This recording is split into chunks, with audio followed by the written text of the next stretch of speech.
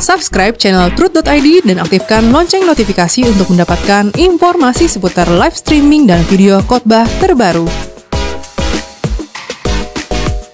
Posisi tombol subscribe berada di kanan atas channel kami dan jangan lupa nyalakan loncengnya. Shalom wanita surgawi, wanita yang mengasihi Allah dan dikasihi Allah. Saat ini kita akan belajar kebenaran firman Tuhan kembali dalam program Wanita Surgawi. Namun sebelumnya mari kita berdoa.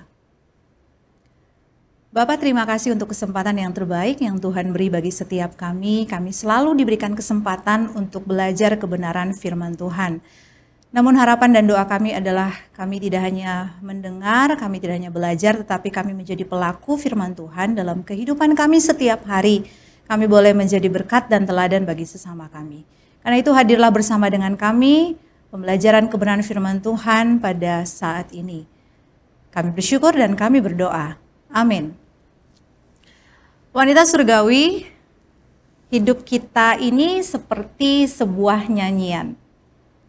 Karena saya suka nyanyi ya. Dan nyanyian itu bukan sekedar tentang nada atau suara. Melainkan ternyata nyanyian bisa dimaknai sebagai isi hati kita, cara pandang kita, atau bahkan respon kita terhadap hidup ini. Saya mencari dari referensi yang ada dalam kajian psikologi, ternyata nyanyian itu bisa digunakan sebagai bentuk ekspresi emosi yang kuat, sebagai media pemulihan mental, serta sarana pembentukan identitas dan koneksi sosial. Aktivitas menyanyi terbukti menurunkan stres, meningkatkan kesejahteraan psikologis, serta memperkuat memori dan fungsi kognitif, baik pada anak-anak maupun orang dewasa. Dalam konteks spiritualitas, nyanyian rohani dapat memperdalam pengalaman religius. Melalui pendekatan seperti terapi musik, nyanyian juga digunakan sebagai alat intervensi psikologis untuk mendukung proses penyembuhan individu yang mengalami trauma, depresi, atau kecemasan. Saya yakin wanita surgawi pasti sangat suka nyanyi. Punya hobi nyanyi, gemar bernyanyi, mungkin sambil masak, sambil nyuci baju, sambil jaga anak, atau gendong cucu. Wanita surgawi pasti melakukan aktivitas bernyanyi. Nah, dalam sebuah nyanyian, kita mengenal ada beberapa part atau istilah. Ada yang namanya intro. Intro itu biasanya awal dari sebuah lagu. Bisa musik awal atau lirik awal begitu. Ada juga verse dan chorus, bait dan refrain, isi dan pengulangan inti lagu. Bahkan ada lagu yang ditutup dengan koda, penutup yang membawa pesan terakhir. Kita bisa mendapatkan pesan dari sebuah lagu dari koda atau verse dan chorusnya, yang diulang-ulang sehingga pesan itu sampai di telinga pendengar lagu tersebut. Dan ternyata demikian juga dengan hidup kita. Kita punya kisah, perjuangan, dan bagian-bagian yang kita ulangi setiap hari. Pertanyaannya, wanita surgawi, nyanyian seperti apa yang sedang kita nyanyikan hari ini? Apakah itu nyanyian sukacita? Atau nyanyian keluhan? Nyanyian kekecewaan kah? Nyanyian amarah? Nyanyian ketidakpuasan? Nyanyian kecurigaan bahkan? Atau nyanyian syukur, nyanyian kasih, nyanyian yang merdu di hadapan Allah? Apakah chorus hidup kita itu yang tadi saya sebutkan adalah syukur atau justru kepahitan? Saat ini kita akan belajar dari seorang penyanyi rohani dalam Alkitab. Namanya Asaf, yang menyanyikan lagu hidupnya dalam Mazmur 73. Namun nyanyian ini tidak dimulai dengan nada tinggi dan sukacita. Asaf memulai nyanyiannya dalam Mazmur 73 dengan keraguan, iri hati, dan kegelisahan. Namun saat ia masuk ke hadirat Tuhan, nyanyiannya berubah. Bukan karena situasinya berubah, tapi karena Tuhan mengubah cara pandangnya. Mazmur 73 ayat yang pertama hingga ayat yang ke-28, di situ dengan jelas mengatakan, mendeskripsikan dan menceritakan tentang kehidupan seorang yang bernama Asaf. Bahkan di ayat yang pertama dimulai dengan bunyi seperti ini. Mazmur Asaf, sesungguhnya Allah itu baik bagi mereka yang tulus hatinya, bagi mereka yang bersih hatinya. Namun di ayat 2 dan ayat selanjutnya, Asaf menunjukkan sesuatu yang berbeda di ayat yang pertama. Dan wanita surgawi pasti mengetahui, paling tidak mengetahui kisah perjalanan Mazmur 73 ini dalam kehidupan Asaf. Dituliskan oleh seorang yang bernama Asaf dan bernadakan pengajaran. Mazmur ini berasal dari pergulatan dan pergumulan batin seorang Asaf. Asaf adalah seorang yang ditunjuk oleh Raja Daud sebagai salah satu dari 3 pemimpin utama musik rohani di Bait Allah. Dalam 1 Tawarik 6 ayat 31 sampai 39, 1 Tawarik 16 ayat 4 sampai 5. Ia berasal dari suku Lewi, suku yang dikhususkan untuk pelayanan di rumah Tuhan. Artinya, Asaf itu seolah-olah adalah orang dalam mimbar ibadah. Ia tahu tentang pelayanan, ia tahu tentang ibadah, ia tahu tentang musikalitas gereja. Namanya tercatat sebagai penulis Mazmur 73 dan Mazmur 83. Mazmur-mazmur ini dikenal karena kejujurannya.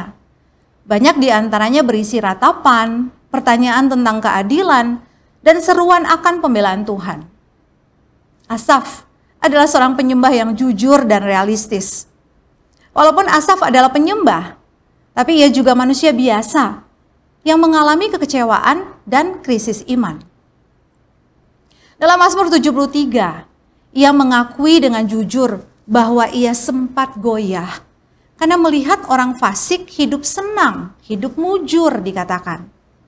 Sedangkan dirinya yang setia kepada Tuhan justru menderita. Hal ini menarik ketika saya mempelajarinya, wanita surgawi. Ternyata Asaf melihat dan Asaf mengobservasi kehidupan orang fasik. Dari masa lalu hingga masa hidup Asaf dan keturunannya. Orang fasik mengalami kedamaian, kemakmuran, kemujuran, dan sebagainya. Jelas disebutkan dalam ayat 4-12. Padahal mereka tidak percaya dan tidak hidup dalam kebenaran, tidak hidup dalam keadilan.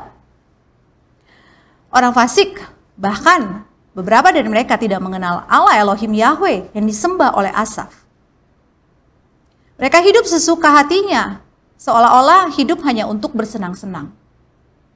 Ironisnya, Asaf menyaksikan kehidupan mereka justru lebih baik, lebih mujur secara jasmania dibanding kehidupan Asaf dan bangsanya pada waktu itu.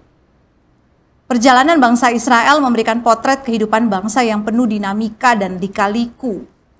Bangsa Israel mengalami masa perbudakan di Mesir 40 tahun lamanya, berada di padang gurun, masuk ke tanah Kanaan, namun kemudian mengalami begitu banyak dinamika, proses pembuangan dan sebagainya, dipulihkan Tuhan, masuk pembuangan lagi. Dan dari Mazmur 73 ini, Asaf seperti memberikan protes halus kepada Allah Elohim Yahweh.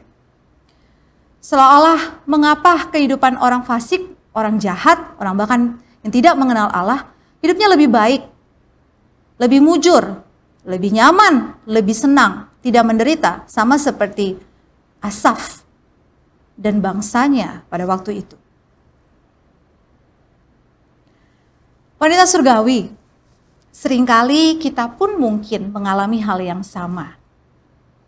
Mengapa keadaan kita tidak berubah? Kita berusaha untuk hidup benar, hidup suci.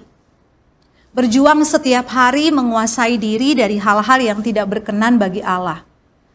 Namun mengapa hidup kita nggak jauh berbeda ya? Atau bahkan lebih secara keadaan jasmani dibanding orang lain yang tidak berjuang hidup benar. Lebih tidak mujur, lebih tidak baik begitu. Mengapa Allah seolah-olah berpihak kepada mereka dibandingkan kepada kita? Begitu banyak misteri kehidupan yang sulit dipecahkan dan tidak mampu kita jawab karena begitu penatnya kehidupan yang dijalani. Kondisi hidup ini membuat kita menyanyikan lagu kehidupan yang pahit, penuh luka, kesakitan, kekecewaan, dan penderitaan.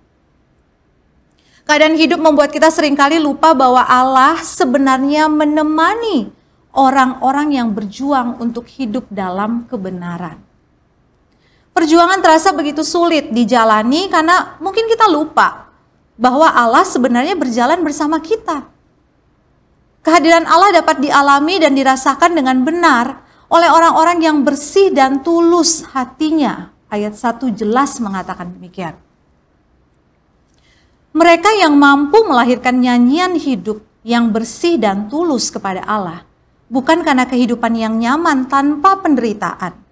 Namun meskipun mengalami pahitnya kehidupan, mereka menyadari bahwa Allah membersamai, menemani mereka berjuang dan memegang tangannya. Asaf mengalami pergulatan batin yang hebat. Melalui perjalanan kehidupan yang panjang, sampai akhirnya ia menyadari bahwa hanya ketika ia dekat dengan Allah, maka ia melihat kehidupan dengan cara pandang yang berbeda dari sebelumnya. Mazmur 73 ayat yang ke-23 dikatakan seperti ini. Tetapi aku tetap di dekatmu, engkau memegang tangan kananku. Ayat yang ke-24. Dengan nasihatmu engkau menuntun aku, dan kemudian engkau mengangkat aku ke dalam kemuliaan. Wanita surgawi, tidak ada cara lain kita mampu menyadari kehadiran Allah, menjaga kehidupan yang bersih selain dekat dengan Allah. Tinggal dalam hadiratnya, 24 jam dalam hadirat Allah.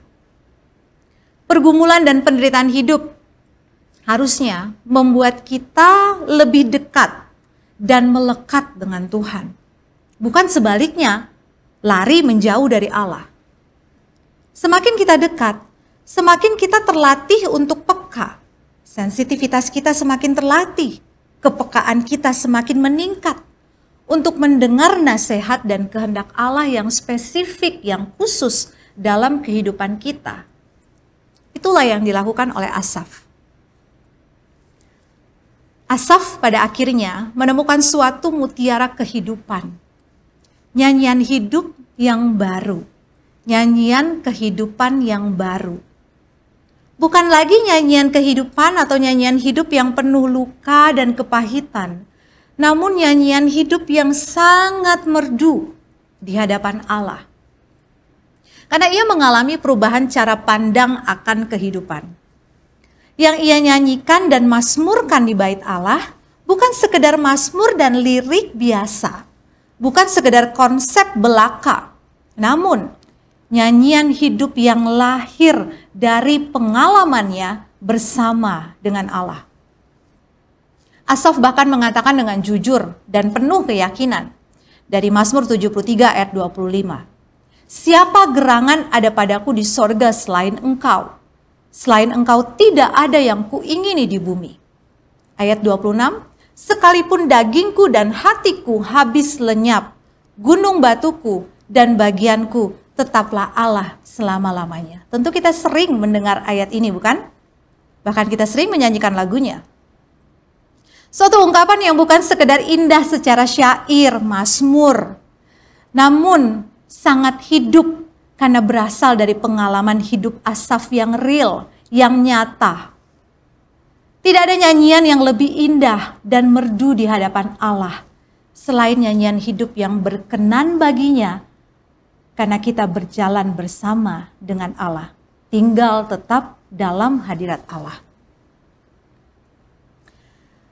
Ada seorang yang bernama Laura Story. Dia adalah seorang penyanyi sekaligus penulis lagu yang sangat terkenal di Amerika, di US. Dia menuliskan lagu Kristen dan beberapa kali memenangkan penghargaan Grammy Awards. Dan sekitar tahun 2017 atau 2018, saya lupa tepatnya tahun berapa, Lagu ciptaannya yang berjudul Blessings memenangkan penghargaan gospel, lagu Kristen di Grammy Awards. Lagu yang berjudul Blessing ini ternyata lahir dari pengalaman pribadi Laura Story.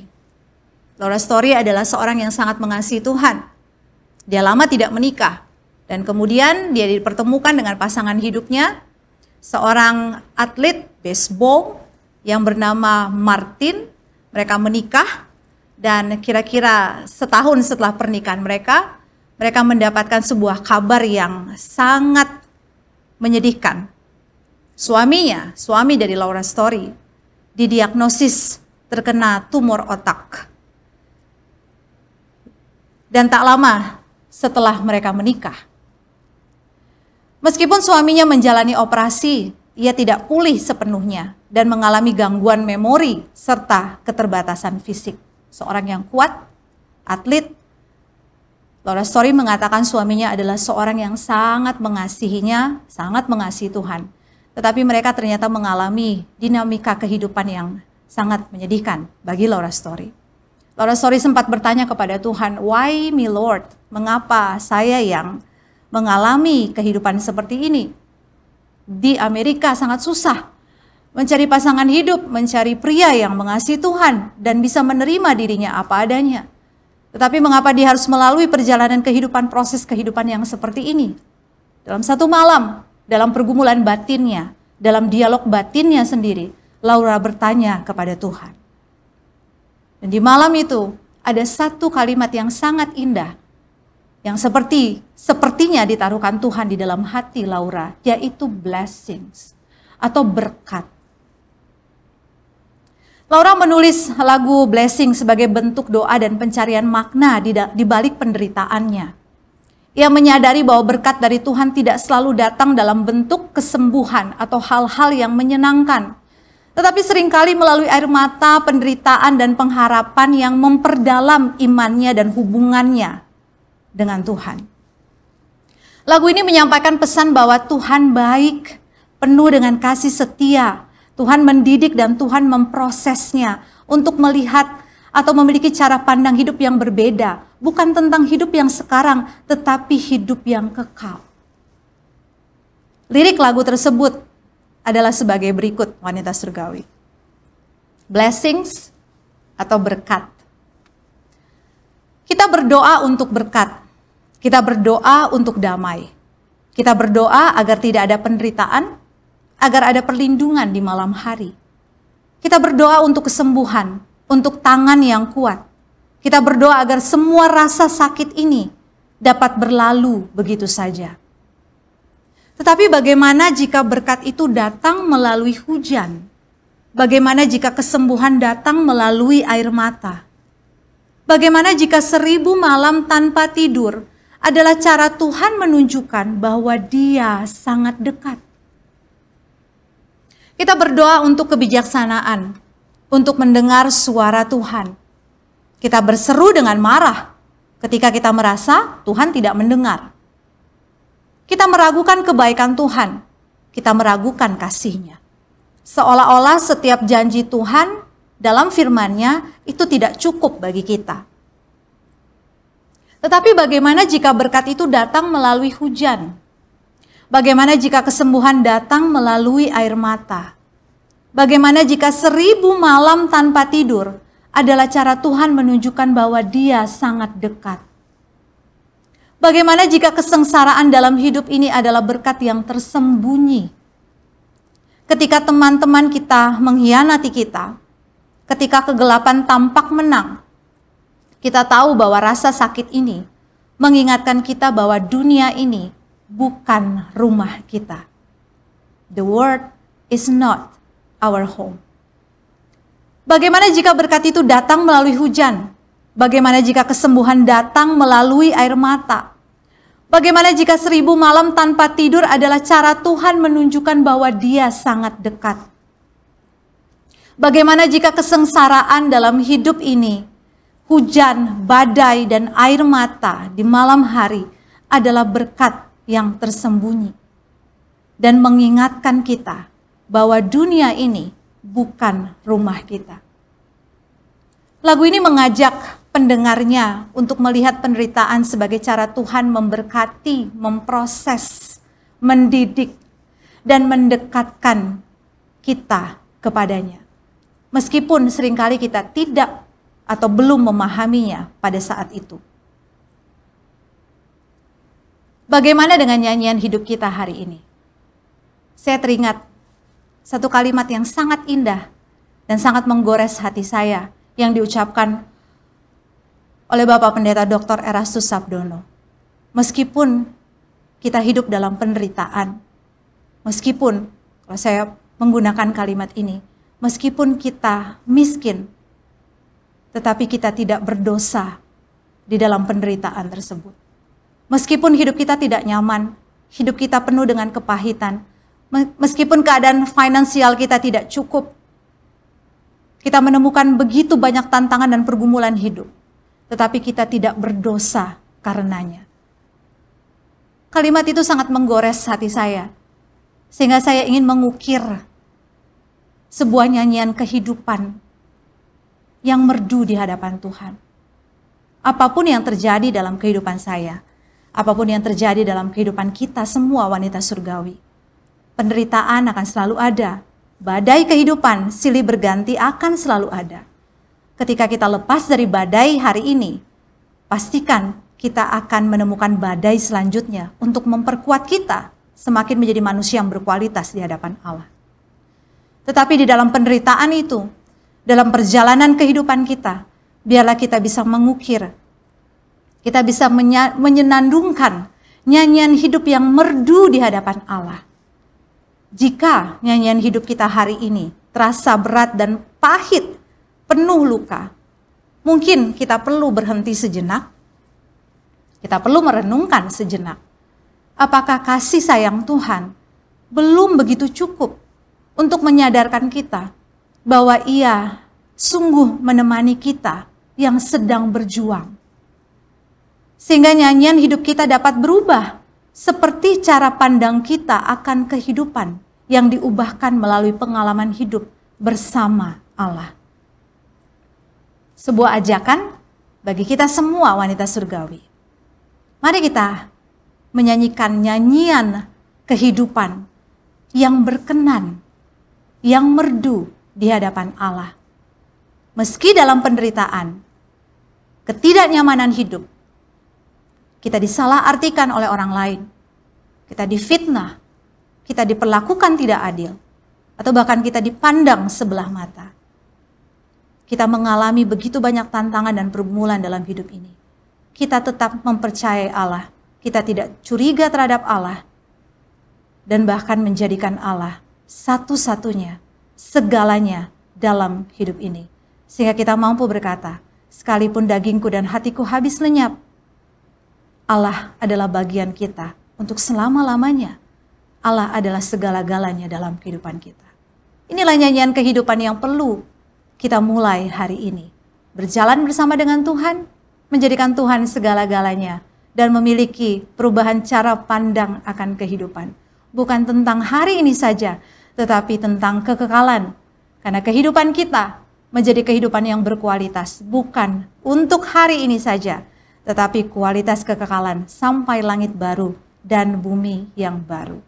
Selamat memiliki nyanyian kehidupan yang mengasihi Tuhan, dengan hati yang tulus dan bersih untuk melihat segala sesuatunya adalah bentuk didikan dan proses Tuhan dalam kehidupan kita. Elohim Yahweh memberkati kita semua. Mari kita berdoa. Terima kasih untuk kekuatan yang sudah Tuhan berikan melalui firman Tuhan yang telah kami pelajari bersama. Ayat-ayat yang kami baca terasa sangat hidup dalam kehidupan kami ya Bapa. Karena kami sedang berjuang dan kami belajar untuk terus menyenangkan hati Tuhan dan berkenan di hadapan-Mu. Ampuni setiap kegagalan kami di masa yang lampau. Kami tahu tangan Tuhan terus menggenggam kehidupan kami. Memberikan kami kekuatan. Tidak membiarkan kami jatuh tergeletak. Tetapi Tuhan berjalan bersama dengan kami, menemani kami. Dan kami rindu untuk senantiasa berjalan bersama dengan Tuhan, berada dalam hadirat Tuhan, 24 jam dalam hadirat Tuhan, menikmati kehadiran Tuhan, sehingga kehidupan kami menunjukkan wajah Allah, wajah yang penuh dengan kasih, wajah yang penuh dengan kesucian dan kekudusan, dan hidup kami menjadi berkat serta teladan bagi sesama kami, ya Bapa. Inilah kerinduan kami. Kuatkan dan tolong kami, mampukan setiap kami. Kami tidak mampu berjalan sendiri tanpa Engkau, Elohim Yahweh, yang menciptakan hidup kami dan memiliki kami. Terima kasih Bapa. Di dalam nama Putra-Mu Tuhan Yesus, kami bersyukur dan kami berdoa. Amin.